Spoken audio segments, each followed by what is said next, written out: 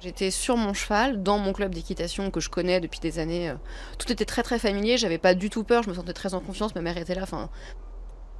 Et j'entends toujours ces bruits de Kalachnikov dans l'allée en terre, enfin c'est au plein milieu de la Beauce française, donc pas du tout le contexte d'ici, mais j'entends quand même les bruits de Kalachnikov au loin.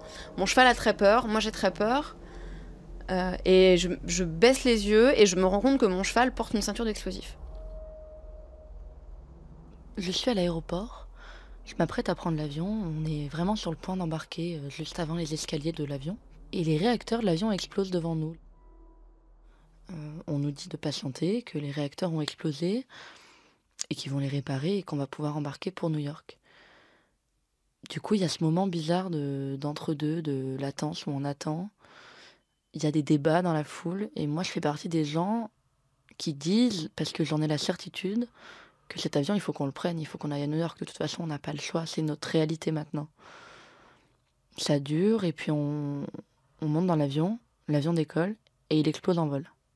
Et moi, je vois la scène de la perspective de quelqu'un qui serait en dehors de l'avion. Je vois l'explosion. Là, je suis au fond, en fait, au Carillon, qui est un endroit où je vais très régulièrement. Il y a des endroits assez sombres, et je suis là alors que je me mets jamais là. Et là, il y a une très très brutale explosion dont je suis témoin sur la vitrine dans le café.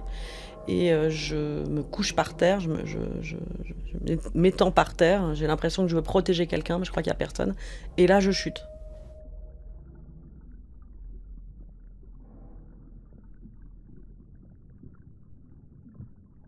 C'est encore la chute qui me fait mourir, pas l'explosion. Et surtout, j'ai l'impression que j'ai le mouvement pour protéger quelqu'un, mais je sais pas qui c'est. J'ai que des fragments, il me reste que des fragments. Bah, comme s'ils avaient explosé la matière même du rêve. On était donc à Paris ou à Londres, enfin une grande ville, dans des immeubles très très grands. Et il y avait une travée de lave qui s'ouvrait dans la ville et qui séparait vraiment la ville en deux. C'est de la nuit, je me rappelle de la lueur de la lave, et je me rappelle descendre ces grands immeubles pour me rapprocher de la lave, je me rappelle de la chaleur. Et c'était catastrophique, mais le plus surprenant, c'est que les gens savaient que c'était grave et flippant et tout ça, évidemment, mais qu'il fallait s'y attendre. Une espèce de catastrophe qui devait arriver. J'étais députée au Bundestag allemand, donc au Parlement allemand, et à Berlin. J'ai vu des hommes à terre devant le Bundestag, j'ai vu des hommes armés. J'ai vite compris qu'il y avait un attentat qui était en train de se passer. Et donc, j'ai commencé à réfléchir très rapidement à où je pouvais me cacher, mais tout était transparent, tout était en verre, donc on voyait tout, c'était très difficile de trouver une cachette. Et puis j'avais à bras mon petit bébé, je suis maman d'un petit bébé qui, à l'époque des attentats, avait 5 semaines, donc j'ai mon fils d'1 mois et demi dans les bras, et il faut que je le protège, donc il faut que je trouve un endroit où on puisse se cacher. Je cours partout, j'essaie de me cacher dans des recoins, finalement j'y parviens, je récupère une Kalachnikov et il faut que je tire sur les terroristes. Alors ça me pose beaucoup de problèmes parce que je me dis, mais je vais tuer quelqu'un, je suis pas prête à tuer quelqu'un, qui qu'il soit, et en même temps il faut que je protège mon fils. Et donc, je tire sur des hommes qui ont des kalachnikovs sans vraiment savoir si ce sont des terroristes ou si ce sont des gens qui font comme moi. Mais voilà, je dois leur tirer dessus.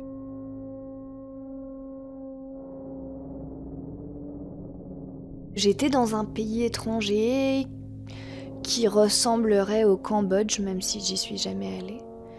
Et je me trouve là-bas avec ma famille, ma mère et mon frère au moins, et peut-être d'autres personnes, mais j'ai du mal à identifier.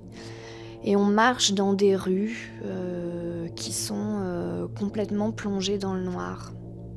Et on marche et j'ai l'impression que c'est la journée, il y a personne, mais pourtant il fait très noir. Il y a uniquement des lampadaires comme ça, tous les 10 mètres à peu près. Et je dis à ma mère, mais comment ça se fait qu'ici, il n'y ait pas de lumière ? Et elle me dit, ici c'est comme ça. Et s'il n'y avait pas ces lampadaires, on serait complètement plongé dans l'obscurité. Je suis en Syrie et on apprend que les gens de Daesh arrivent sur la base et vont la prendre, qu'on est complètement démunis, enfin que les militaires qui sont censés nous protéger sont complètement démunis, ils savent que la base va tomber.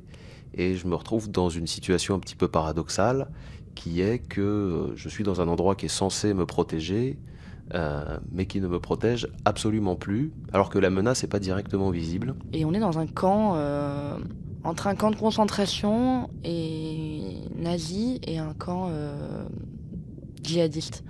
On a tous les cheveux teints en noir, il fait un soleil brûlant, et nos journées alternent entre des exercices militaires, monter des pistolets, courir en rang, et mater des films porno en boucle. On est obligés, ça nous met mal à l'aise, on est tous en plus en famille, entre amis, c'est pas du tout approprié, mais on est obligés. Et ça dure des jours et des jours. Et j'ai vraiment, dans ma tête, je peux pas me réveiller. Il y a ce même sentiment que c'est comme ça maintenant, on peut pas faire autrement. Et je décide de quitter la base, sans vraiment savoir pourquoi je me baisse, ce que je crains, quoi. Je me retrouve dans un village assez rocheux, caillouteux, poussiéreux, comme on en voit à la télévision. Et j'avance vers le village, je sais que je dois le traverser. Et je croise les regards des gens, je ne sais pas si ce sont des combattants ou des civils. Je suis très mal à l'aise, je me dis qu'il faut que je me casse assez rapidement de là. Et je croise le regard notamment d'un type qui a le visage d'Abaoud. J'étais une jeune adolescente orpheline vivant dans une maison abandonnée au milieu d'une forêt, en marge de la société. Jusqu'à ce que je rencontre en fait un garçon qui allait devenir l'amour de ma vie. Et il se trouve que cet homme n'est autre qu'une des victimes, une des victimes du Bataclan. Et donc il y avait quelque chose de très beau parce que cet homme me ramenait totalement à la vie. C'était une histoire extrêmement harmonieuse, extrêmement belle. Et je me retrouvais seule après son décès. Et juste après son décès, je me rendais compte que j'avais une tache de sang dans l'œil. Et c'était le sang versé cette nuit du 13 novembre qui se retrouvait dans mon œil, en fait. J'ai rêvé que mon mari, que dis-je, était un terroriste. Et je me suis réveillée en hurlant et j'ai chopé son doigt. Et je l'ai serré hyper fort. Et c'est un peu loin maintenant, mais je crois que dans ma tête, je me disais qu'il fallait que je lui fasse super mal. Et que je l'empêche de faire des attentats. Et on était dans une salle de concert qui était assez grande. Et on était à un concert des Eagles of Death Metal. Ce qui est marrant parce qu'en fait, j'ai jamais écouté ce groupe. Et donc on était à ce concert et l'atmosphère était très pesante. C'était vraiment chargé d'ondes négatives. Et en même temps, j'étais très contente d'être à ce concert. Et à un moment donné, mon regard a croisé le regard du chanteur. Et à la fin de la chanson, donc c'était une chanson, je crois que ça devait être ma chanson préférée, je la chantais à tue-tête, et on se regardait avec ma copine, on chantait vraiment à l'unisson. Et à la fin de la chanson, le chanteur est descendu de scène et m'a fait un énorme hug à l'américaine, un espèce de câlin. C'était doux et bienveillant et je me suis sentie très apaisée. Donc on a eu ces listes des noms des morts. Et j'ai rêvé d'un de ces noms, quelqu'un que je connais pas du tout, alors que dans la liste des noms, il y avait quand même des gens que je connaissais. Et donc c'est le nom, voilà, c'est un nom que je peux dire, hein, parce que qui était lancinant. Je rêvais de ce nom, et je me suis réveillée, je prononçais ce nom. Le nom de famille, je le sais aussi. Et c'était très très troublant pour moi de rêver ce nom, et il n'y avait rien derrière. Et je peux rien mettre derrière ça. J'ai plus de scénario, plus rien. Que le nom. Je me suis réveillée en me souvenant de la chanson que je chantais dans le rêve. Et c'était « À quelle va être bien cette troisième guerre mondiale ?» À quelle va être bien cette troisième guerre mondiale. Voilà, et je chantais ce petit refrain.